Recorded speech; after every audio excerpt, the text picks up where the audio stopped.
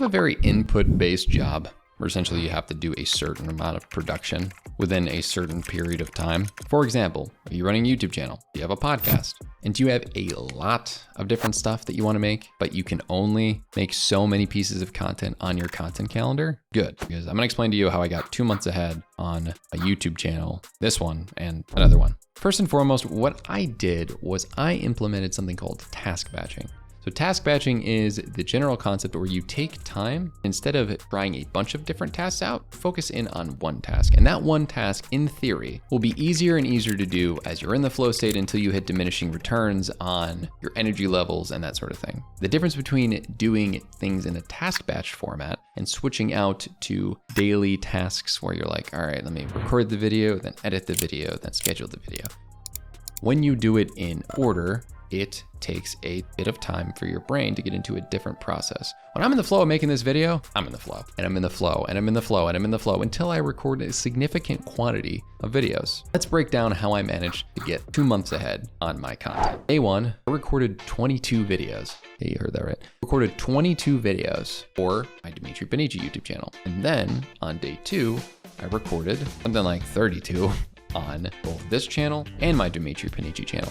And then I took a day off, and then on day 4, I finished up with like the last, I think it was like 18 videos. And essentially what I was able to do was I was able to batch out all of my work really hard by doing the exact same task. Now, if it was me editing the videos, this would have probably taken a 3-week process. And then I would have probably had to expand on the initial batch of videos. So start with like 80 and then catch up by about 3 weeks in. However, I had an editor who was able to do this at the same time. But say your work was to just be a talking head and you had an editor. There's a position that you could be in if you have a YouTube channel in like 3 years. And then the next thing you know, you're able to get ahead on your YouTube channel and you're really able to experience the delayed income that is online content creation by having things with high leverage put up that we've talked about before, like courses, like templates, and like affiliate links, and then just making the video and then just pumping it out to your editor or to whoever has to do steps after you record, could be the scheduling, whatever. You are going to save so much time and effort because the next thing you know, you're gonna be 2 months ahead. And if you want to take a vacation off of this thing you're doing, you can. Now, how could you do this in a situation where, say, you have to write blogs for a company? What I would recommend that you do is you first content batch the step that is content ideation. There are so many ways you can do this now with ChatGPT.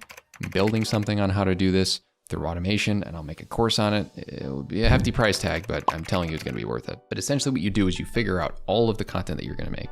And then you figure out time blocks that you're going to batch all of the writing within it. I would first go content ideation, content outlining, content creation, content editing, and scheduling. You do all of those steps in a row while maintaining whatever schedule that you have to. So first, for example, if you have to do one a week, pump out the one really fast, and then you play the juggling game like this. Step 1, juggle the content ideas. Step 2, juggle the outlines. Step 3, juggle the writing. Step 4, juggle the editing. Step 5, juggle the scheduling. And say it takes you that first week to get all of the ideas out there for like 2 months of content. All right, and then the next week, you do the one blog as fast as possible within a few days, and then you do all of the outlining as fast as possible.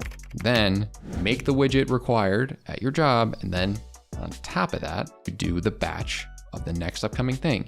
So in theory, by doing it this way, what you're doing is you're leveraging the content pipeline's ability to be task batched while also juggling the original task that is keeping up with it once a week. This is very easy once you have your own content calendar. For jobs, it's a little different. There's all these meetings and stuff, but if you want to really get good at what you're doing, from a content creation standpoint, you should get really good at flow stating each step of the process so you can get months ahead. Sometimes I will just sit down and write 90 community posts. Yeah, 90. And then the next thing I know, I haven't written a community post in 3 months, and I go, oh geez, like let me check my content calendar, make sure I haven't. And I just every once in a while check. But by doing it in these batches, I'm able to make all this content and have a day job and a social life and be sane. Now, could the quality maybe improve? Probably, but this is my preferred way of making content. I'm like a pseudo Gary Vee thought on making content. If you want to learn more tips on how to improve your productivity and get ahead on your work though, probably check out this video right here. You guys thought about that? Do that.